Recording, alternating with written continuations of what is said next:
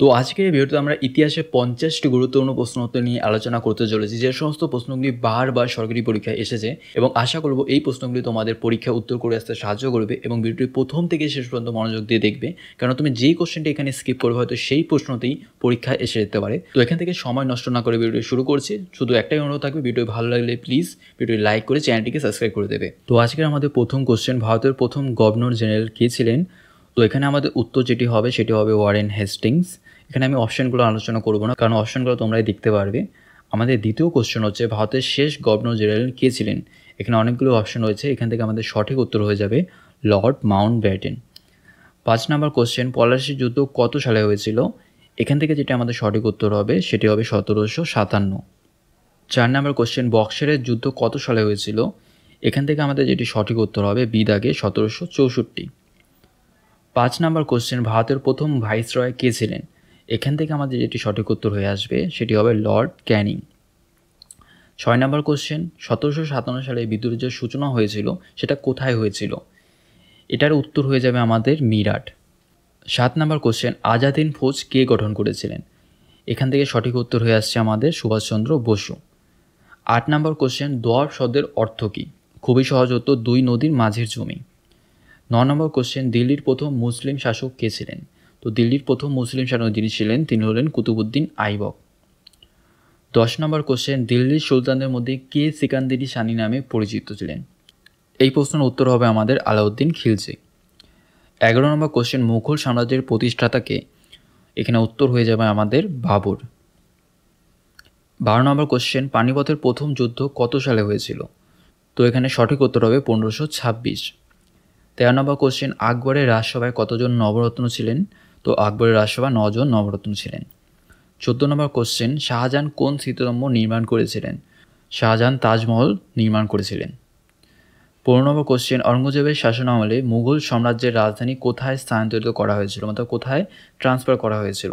সঠিক উত্তর হবে দৌলতাবাদ। 16 নম্বর কোশ্চেন, মহাত্মা গান্ধীর প্রথম সত্যাগ্রহ আন্দোলন কোথায় হয়েছিল? এখান থেকে আমাদের সঠিক উত্তর হবে দক্ষিণ আফ্রিকা।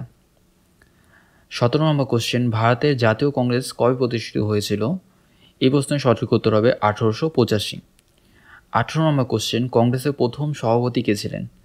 তো এখানে সঠিক উত্তর হবে ডব্লিউ.সি. ব্যানার্জি, উমেশচন্দ্র ব্যানার্জি। 19 নম্বর কোশ্চেন, বঙ্গভঙ্গ কবে হয়েছিল? সঠিক উত্তর হবে 1905। বঙ্গভঙ্গ কে করেছিলেন? এই প্রশ্নের উত্তর হয়ে যাবে লর্ড কার্জন। 21 নম্বর কোশ্চেন, জালিয়ানওয়ালাবাগ হত্যাকাণ্ড কত সালে হয়েছিল? তো জালিয়ানওয়ালা হত্যাকাণ্ড 1919 সালে হয়েছিল। জালিয়ানওয়ালাবাগ হত্যাকাণ্ডের সময় ভাইসরয় কে ছিলেন? তো জালিয়ানওয়ালাবাগ হত্যাকাণ্ডের সময় লর্ড চেমসফোর্ড আমাদের ভাইসরয় ছিলেন। পাঞ্জাব কেশরী নামে কে পরিচিত? তো পাঞ্জাব কেশরী নামে লালা লাজপত রায় পরিচিত। 24 নম্বর কোশ্চেন, স্বরাজ আমাদের জনসিদ্ধ অধিকার, এই কথাটি কে বলেছেন? তো এই কথাটি বলেছে আমাদের বাল গঙ্গাধর তিলক। 25 নম্বর কোশ্চেন, ভারত ছাড়ো আন্দোলন কবে শুরু হয়েছিল? তো ভারত ছাড়ো আন্দোলন 1942 সালে শুরু হয়েছিল। ভদ্রলোক বিপ্লব কোন সময়কালকে নির্দেশ করা হয়? তো ভদ্রলোক বিপ্লব 1905 থেকে 1911 এই সময়টাকে বলা হয়ে থাকে। ভারতের সংবিধান কার্যকর হয় কবে? তো ভারতের যে সংবিধান সেটি কার্যকর হয়েছিল 26শে জানুয়ারি 1950 সনে। 28 নম্বর কোশ্চেন, দিন ই ইলাহি ধর্ম কে প্রবর্তন করেছিলেন? তো দিন ই ইলাহি ধর্ম এখানে আকবর প্রবর্তন করেছিলেন। 29 নম্বর কোশ্চেন, সিন্ধু সভ্যতার প্রধান নগর কোনটি ছিল? তো উত্তরটি হবে মহেঞ্জোদারো। 30 নম্বর কোশ্চেন, মহেঞ্জোদারো সভ্যতা কোন নদীর তীরে? তো এটির আনসার হবে সিন্ধু। 31 নম্বর কোশ্চেন, অশোকের ধর্মচক্রে কতটি দণ্ড আছে? সঠিক উত্তর হবে 24টি। সোনার চিড়িয়া নামে ভারতকে কে ডাকতো, মানে কারা ডাকতো? তো এখানে অ্যান্সার হবে আরবরা। চন্দ্রগুপ্ত মৌর্য কোন রাজবংশের প্রতিষ্ঠাতা? অ্যান্সার হবে মৌর্য। অস্ত্রশস্ত্র গ্রন্থের রচয়িতা কি? এখান থেকে আমাদের অ্যান্সার হবে কৌটিল্য অর্থাৎ চাণক্য। অশোক ধর্ম প্রচারের জন্য কোন ভাষা ব্যবহার করেছিলেন? এখান থেকে সঠিক অ্যান্সার হবে প্রাকৃত। 36 নম্বর কোশ্চেন, নালন্দা বিশ্ববিদ্যালয় কে প্রতিষ্ঠা করেছিলেন? এখান থেকে সঠিক উত্তর হবে আমাদের কুমারগুপ্ত। হর্ষবর্ধনের রাজধানী কোথায় ছিল? তো হর্ষবর্ধনের রাজধানী ছিল কনৌজে। 38 নম্বর কোশ্চেন, রাজতরঙ্গিনী কে লিখেছিলেন? এই কোশ্চেনটি বহুবার পরীক্ষায় এসেছে। তো রাজতরঙ্গিনী কলহন লিখেছিলেন। 39 নাম্বার, আলেকজান্ডার ভারত আক্রমণ করতে কত সালে এসেছিল? তো আলেকজান্ডার ভারত আক্রমণ করতে খ্রিস্টপূর্ব 326 সনে এসেছিল। 40 নম্বর কোশ্চেন, আলেকজান্ডারের সঙ্গে যুদ্ধে কে পরাজিত হয়েছিল? তো আলেকজান্ডারের সাথে যুদ্ধে পৌরুষ পরাজিত হয়েছিল। ইন্ডিয়ান ন্যাশনাল আর্মি কবে গঠিত হয়েছিল? এই প্রশ্নের সঠিক উত্তর হবে 1942 সনে। দ্য গ্রেট সোলে রেভেল্ট নামে কোন বিদ্রোহ পরিচিত? এই প্রশ্নের উত্তর হবে 1857 সালে মহাবিদ্রোহ পরিচিত। 43 নম্বর কোশ্চেন, ইনাম কমিশন কে পরিবর্তন করেছিলেন? এই প্রশ্নের যে সঠিক উত্তর হবে সেটি হবে লর্ড ডালহৌসি।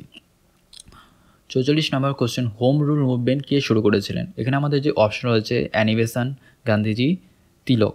তো এখানে যেটি অ্যান্সার হবে, হোম রুল আন্দোলন চালু করেছিলেন অ্যানি বেসান্ট এবং তিলক। ভারতের নেপোলিয়ন নামে কে পরিচিত? তো ভারতের নেপোলিয়ন নামে সমুদ্রগুপ্ত পরিচিত। 46 নম্বর কোশ্চেন, আলাউদ্দিন খিলজি বাজার নিয়ন্ত্রণ চালু করেন কেন? অপশন রয়েছে দরিদ্রদের সাহায্য করতে, সেনাবাহিনীর খরচ কমাতে, মন্দিরের নির্মাণের জন্য, নাকি মুদ্রাস্ফীতি কমাতে।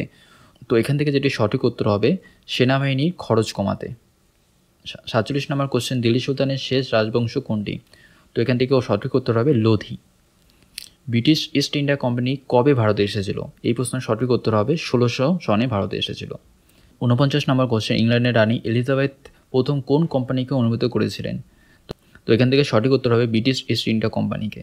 আমাদের শেষ কোশ্চেন, ভারত স্বাধীন কবে হয়েছিল? তো এটা সকলেরই জানা উচিত, 15 আগস্ট 1947 সনে। তো আজকের এই ভিডিওটি এটুকুই থাকছে। আশা করছি সকলের ভিডিওটি ভালো লেগেছে। যদি ভালো লেগে থাকে ভিডিওটি লাইক করবে, চ্যানেলটিকে সাবস্ক্রাইব করবে এবং সকলেই ভালো থাকবে। দেখা হচ্ছে নতুন ভিডিওতে।